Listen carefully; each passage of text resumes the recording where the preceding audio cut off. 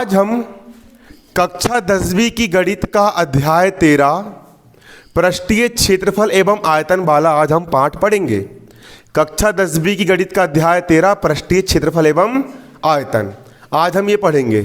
इसका हमारा बुक का एग्जाम्पल नंबर 7 जो कि आपकी गणित की बुक का पेज नंबर 271 पर है, पेज नंबर 271 पर है। और इसका एग्जाम्पल 7 आपका क्या है? एग्जाम्पल 7 आपका यहाँ पर ये कह रहा है, एक ठोस खिलौना एक अर्धगोले के आकार का है। एक ठोस खिलौना है, ठोस मतलब पूरा ठोस है, वो अर्धगोले के आकार का है। सब लोग लिखेंगे भी और समझेंगे भी। जिस पर एक लंब वृत्तीय शंकु आरोपित है। जिस पर एक लंब वृत्तीय शंकु आरोपित है, इस शंकु की ऊंचाई, इस शंकु की ऊंचाई 2 सेंटीमीटर है और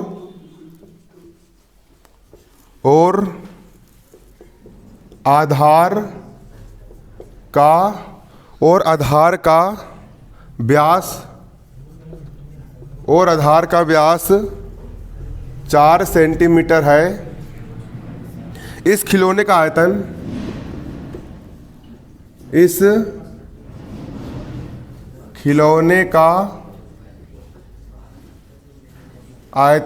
इस खिलौने का आयतन ज्ञात करो। इस खिलौने का आयतन ज्ञात करो। यदि एक लंब वृत्तीय बेलन,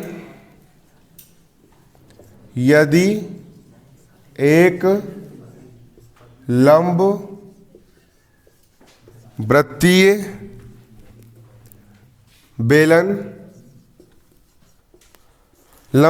बेलन इस खिलौने के परिगत हो, इस खिलौने के परिगत हो तो बेलन और खिलौने के आयतन का अंतर ज्ञात करो। तो बेलन और खिलौने के आयतन का अंतर ज्ञात करो। अंतर ज्ञात करो।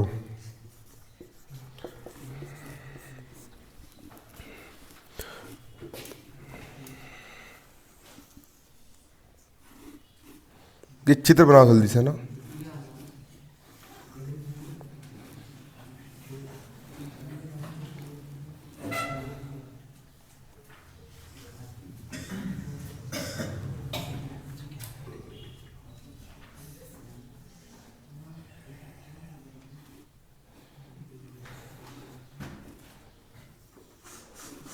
अब बिल्कुल स्पेशल क्लास अब कंटिन्यू चलेगी। मतलब जब भी अब मेहनत करेंगे है ना, कंटिन्यू चलेगी। अब पूरा पढ़ाना, पूरा ख़त्म करना है। स्पेशल क्लास है ना,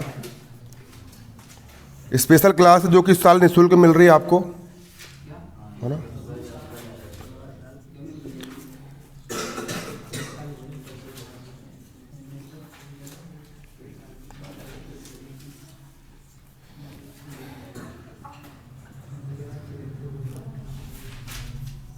देखो बाहर चल रहा यार, मैंने समझाना, वीडियो बनता और भी अच्छे पढ़ते।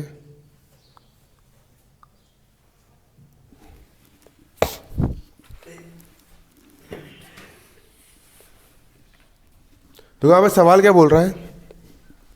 एक ठोस खिलौना, क्या कह रहे हैं यहाँ पर हम? एक ठोस खिलौना एक अर्धगोले के आकार का है। एक ठोस खिलौना है, ठोस का मतलब जो होता है कि बिल्कुल कठोर खिलौना है जो कि अर्धगोले के आकार का है। दिख रहा है ये अर्धगोला? इस अर्धगोले, इस आधे गोले के आकार का है। जो हमारा ठोस खिलौना है इस अर्धगोले के आकार का है। जिस पर एक लंब वृत्तीय शंकु आरोपित है। इस खिलौने पर एक लंब वृत्तीय शंकु आरोपित है। शंकु का मतलब होता है आइसक्रीम की कोन। ये अर्धगोला हो गया, इस अर्धगोला आधा गोला हो गया, एक पूरा गोला था उसको अपन ने बीच से काट दिए, अर्धगोला हो गया। अब ये जो आपका अर्धगोला है, इस अर्धगोले पर एक बर्थडे की टोपी होती है, उसको शंकु बोलते हैं। एक बर्थडे की अपन ने टोपी लगा दी है, तो हमारा आकृति कैसी बन गई, ये और ये ऐसी, और फिर ऐसी आपकी आकृति बन गई। इधर से ऐसी और नीचे से ऐसी आपकी आकृति बन गई। ये आकृति आपकी पूरी की पूरी ठोस है। नीचे अर्धगोला और ऊपर आपका क्या है, शंकु है। इस शंकु की ऊंचाई 2 सेंटीमीटर। शंकु की ऊंचाई मतलब यहां से लेकर के यहां तक की ऊंचाई, शंकु की ऊंचाई। शंकु आपका यहां से शुरू होता है और यहां पे खत्म होता है। यहां से लेकर यहां तक की ऊंचाई आपकी 2 सेंटीमीटर है। इस शंकु की ऊंचाई कितनी है आपकी, 2 सेंटीमीटर है। और आधार का व्यास 4 सेंटीमीटर है। आधार का मतलब होता है यहां से लेकर के यहां तक का आधार। ये जो आपका आधार है, आधार कितना है आपका, आधार आपका कुल 4 सेंटीमीटर है। मतलब यहां से लेकर के यहां तक कितना है आपका, 4 सेंटीमीटर है। आपका आधार कितना है, 4 सेंटीमीटर है। यदि इसका आधार इसका व्यास 4 सेंटीमीटर है, व्यास कितना है, 4 सेंटीमीटर है, तो व्यास की आधी क्या होती है, त्रिज्या। त्रिज्या कितनी जाएगी आपकी, 2 सेंटीमीटर हो जाएगी। क्लियर है। अगर इसका व्यास 4 सेंटीमीटर का है तो व्यास की आधी होती त्रिज्या। त्रिज्या कितनी हो जाएगी आपकी, 2 सेंटीमीटर हो जाएगी। व्यास की आधी त्रिज्या, त्रिज्या कितनी हो जाएगी आपकी, 2 सेंटीमीटर हो जाएगी। इस खिलौने का आयतन ज्ञात करो। अब आपका ये जो खिलौना है, इस खिलौने का आयतन मतलब इसने टोटल कितना स्थान घेरा है, पूरा कितनी जगह इसने घेरा है ना, पूरा कितना स्थान, पूरा कितना एरिया इसने घेरा है अपने खिलौने ने पूरा कितना स्थान घेरा है ना, कितना स्थान घेरा है अपने खिलौने, पूरा इसका आयतन, इसका पूरा हमको वॉल्यूम ज्ञात करना है। यदि एक लंब वृत्तीय बेलन इस खिलौने के परिगत हो। अब अपन ने एक डब्बा लिए, क्या लिए, डब्बा, और डब्बे में लाकर अपन ने खिलौने को डाल दिए। मतलब देखो ये डब्बा है, इसको हम बोलेंगे लंब वृत्तीय बेलन। इसको हम क्या बोलेंगे, लंब वृत्तीय बेलन। यदि एक लंब वृत्तीय बेलन इस खिलौने के चारों ओर है, मतलब डब्बा है एक बेलनाकार एक डब्बा है ना, गोल वाला डब्बा है, उसके अंदर अपन ने खिलौने को डाल दिए, है ना, इसके चारों ओर है ना, इसके क्या है, परिगत मतलब चारों ओर है। तो बेलन और खिलौने के आयतन का अंतर ज्ञात करो। तो बेलन का आयतन, इस बेलन का आयतन और इस खिलौने का आयतन, और बेलन के आयतन और खिलौने के आयतन का अंतर ज्ञात करना है। मतलब बेलन के आयतन में से खिलौने का आयतन हमको यहाँ पर क्या करना है, घटाना है। और सिंपल सी बात ये है, इस अर्धगोले की त्रिज्या कितनी है, 2 सेंटीमीटर है। यहाँ से लेके यहाँ तक की दूरी अगर 2 सेंटीमीटर है, तो यहाँ से लेके यहाँ तक की दूरी भी कितनी आएगी आपकी, 2 सेंटीमीटर रहेगी। त्रिज्या का मान बराबर होता है, तो ये भी कितनी होगी आपकी, 2 सेंटीमीटर हो गई 2 सेंटीमीटर। मतलब कि इस पूरे बेलन की ऊंचाई कितनी हो जाएगी, 2 और 2 कितनी हो जाएगी, 4 सेंटीमीटर। बेलन की ऊंचाई कितनी हो जाएगी आपकी, 4 सेंटीमीटर आपकी हो जाएगी। कॉन्सेप्ट समझ में आ रहा है ना। अब सिंपल देखो, यहां पर मैं डालूंगा शंकु दिया है, यहां पर लिखेंगे हम क्या, दिया है। शंकु की ऊंचाई, शंकु की ऊंचाई h, शंकु की ऊंचाई, ये जो शंकु है, इस शंकु की ऊंचाई h, शंकु की ऊंचाई h कितनी यहां पर आपको दी है, 2 सेंटीमीटर दी है। शंकु की ऊंचाई h बराबर यहां पर आपको दी है 2 सेंटीमीटर दिया है। और अर्धगोले का व्यास कितना दिया है, 4 सेंटीमीटर दिया। सवाल में लिखा है इसका आधार का व्यास 4 सेंटीमीटर है। अर्धगोले का आधार है ना, अर्धगोले का व्यास, अर्धगोले का व्यास d बराबर कितना है यहाँ पर आपका, 4 सेंटीमीटर है। ये व्यास यहाँ से लेके यहाँ तक की दूरी आपकी 4 सेंटीमीटर है। अर्धगोले का व्यास कितना हो गया आपका, 4 सेंटीमीटर हो गया। तब अब निकाल लेंगे अपन अर्धगोले की क्या, त्रिज्या। और अर्धगोले की त्रिज्या शंकु के आधार की त्रिज्या के बराबर होगी। अब निकाल लेंगे हम क्या, तब अर्धगोले की त्रिज्या, तब अर्धगोले की त्रिज्या देखो अर्धगोले की त्रिज्या किसके बराबर होगी? शंकु की त्रिज्या के बराबर होगी। अर्धगोले की त्रिज्या बराबर शंकु की त्रिज्या। अर्धगोले की त्रिज्या बराबर किसकी त्रिज्या?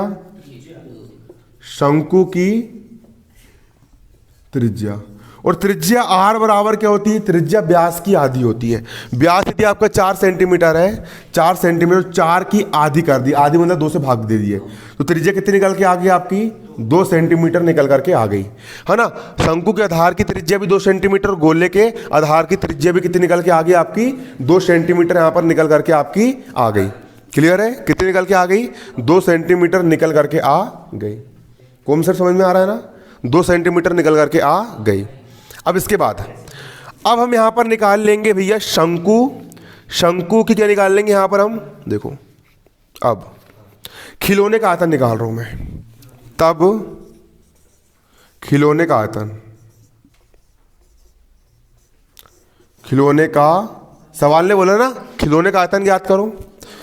खिलौने का आयतन, खिलौना किस किस से मिलके बना है? खिलौना अर्ध गोले, आधे गोले और शंकु से मिलकर के खिलौना बना है। अर्ध गोले और शंकु से मिलकर हमारा क्या बना है? खिलौना बना हुआ है।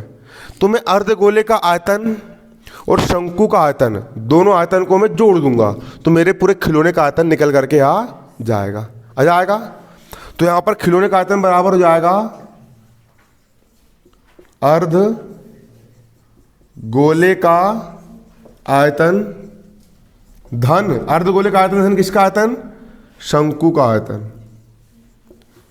शंकु का आयतन, अर्धगोले मतलब आधे गोले का आयतन धन किसका आयतन? शंकु का आयतन। क्लियर है? अर्धगोले का आयतन धन शंकु का आयतन। अब बराबर का हो गया, बराबर का क्या हो गया? बराबर यहां पर आपका हो गया। अब अर्धगोले का आयतन क्या बोला यहां पर मैंने? अर्धगोले का आयतन। अर्धगोला मतलब आधे गोले का आयतन। अर्धगोले के आयतन का सूत्र क्या होता है? 2/3 पाई आर की घात 2/3 पाई आर 2/3 पाई आर की घात 3। अर्धगोले का आयतन क्या होता है? 2/3 पाई आर की घात 3 होती है। याद कर लो बिल्कुल। अर्धगोले का आयतन कितना होता है? 2/3 पाई आर की घात 3। तो अर्धगोले का आयतन का सूत्र लगा देंगे हम कितना? 2/3 पाई आर की घात 3। धन का हो गया धन। अब शंकु के आयतन का सूत्र क्या होता है? शंकु का आयतन क्या होता है? 1/3 पाई आर स्क्वायर एच। ये होता है ना।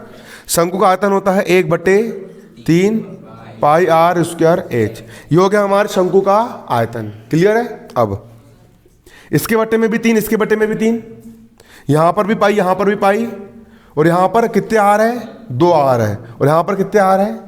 1 आर है। देखो एक बट्टे का 3 मैंने दोनों पास से निकाल लिया, दोनों पास से मैंने यहां पर पाई भी निकाल लिया, और आर की घात 2, आर की घात 2, आर की घात 2 मैंने दोनों पास से निकाल लिया। अब बट्टे का 3 यहां से निकल गया, सिर्फ कितना बचा? 2 बचा। पाई भी निकल गया, और 3 आर में से 2 आर निकल गए, सिर्फ कितने आर बचे? 1 आर बचा। धन का हो गया धन। बटे का 3 निकल गया, पाई भी निकल गया, 2 आर भी निकल गया। यहाँ पर सिर्फ कितना बचेगा आपका? एच बचेगा। कितना बचेगा? एच यहाँ पर बचेगा। इसके बाद यहाँ पर हम इसको क्या करेंगे? हल करेंगे। अब देखना, इसको हल कर रहा हूँ, इसके आगे का ना मैं यहाँ पे हल कर दे रहा हूँ उतनी जगह में। क्लियर है? समझ जाओगे ना।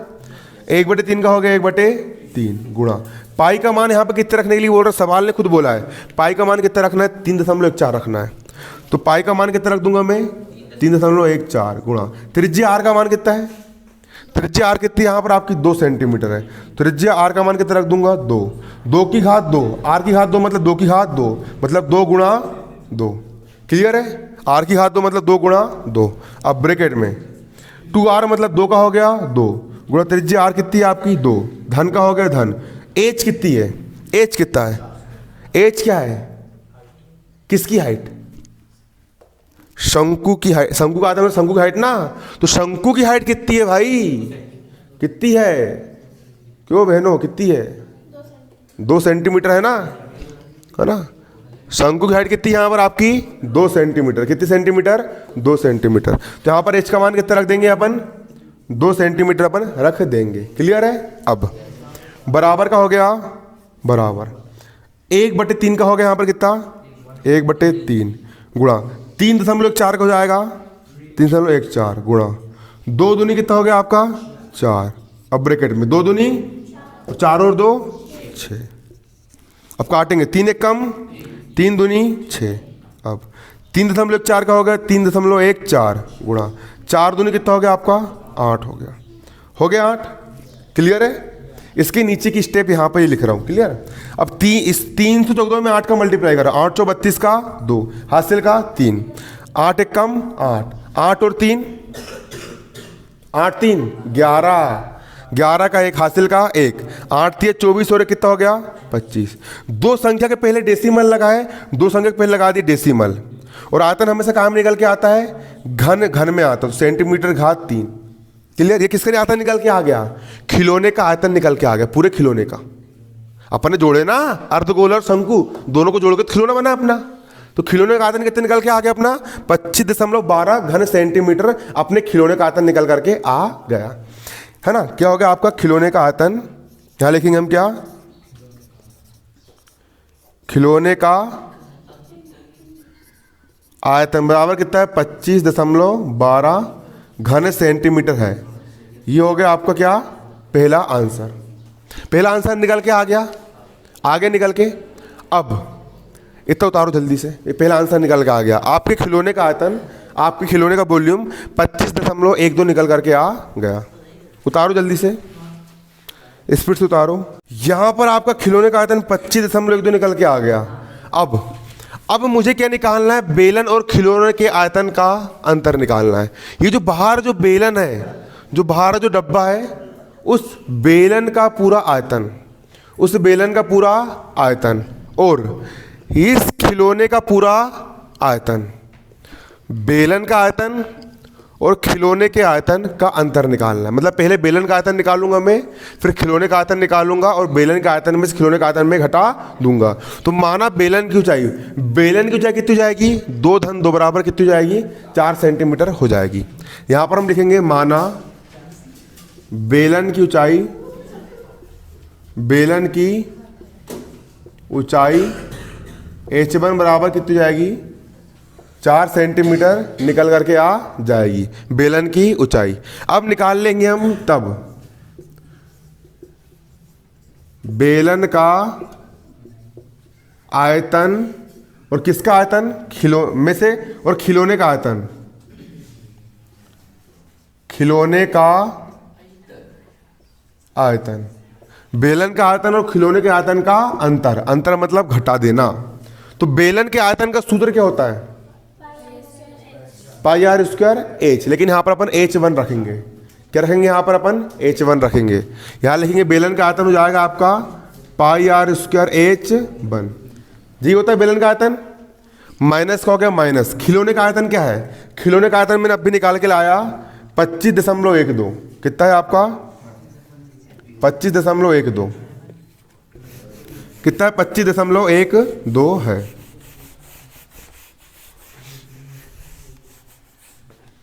बराबर का हो गया बराबर, पाई का मान कितना रखना है 3.14 गुणा त्रिज्या आर कितनी है, त्रिज्या आर कितनी है आपकी खिलौने की त्रिज्या, बेलन की त्रिज्या कितनी है आपकी 2 है। तो त्रिज्या आर का मान कितना रख देंगे 2 और 2 की घात कितनी है 2 गुणा h1 का मान कितना है h1, बेलन की हाइट h1 कितनी यहाँ पर आपकी 4, तो h1 का मान कितना रख देंगे अपन 4, माइनस हो गया माइनस, हो जाएगा आपको 25.12 बराबर 3.14 गुणा 2 की घात 2, 2 दूनी कितना हो गया आपका 4 गुणा 4 का हो गया 4 माइनस का माइनस, ये हो जाएगा आपका 25.12। अब 3.14 का हो जाएगा 3.14 गुणा का हो गुणा 4 चौ कितना हो गया आपका 16 हो गया 16, ऋण का हो गया ऋण 25.12 हो जाएगा यहाँ पर आपका 25.12।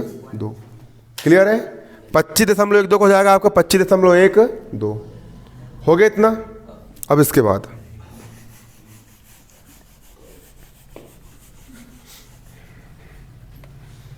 अब 314 में दशमलव को भूल जाओ, 16 का मल्टीप्लाई करो, 16 चौ हद कर दिए रे, 16 चौ 32 होता क्या? 16 चौ 64, 16 चौ 64, 64 का 4, हासिल का 6 है ना। और 16 कम 16, 16 और 6, 16 और 6 22, 22 का 2, हासिल का 2, 16 तिया 48, 48 और 2 50। दो संख्या के पहले दशमलव तो यहाँ पर जाएगा, दो संख्या के पहले दशमलव, ऋण का ऋण 25.12। अब घटाएंगे, 4 में से 2 गया 2, बोलो मत है ना, 4 में से 2 गया 2, 2 में से 1 गया 1, 2 में से 1 गया 1, दशमलव का लग गया दशमलव, 0 में से 5 नहीं आता, 10 में से 5 गया 5। एक उधार दे दिए, 4 में से 2 गया 2, 25.12। ये क्या आ गया आपका? बेलन का आयतन और खिलौने के आयतन का अंतर निकल के आ गया। ये आएगा आपका घन सेंटीमीटर में। ये हो गया आपका आंसर, नोट कर लो इसको।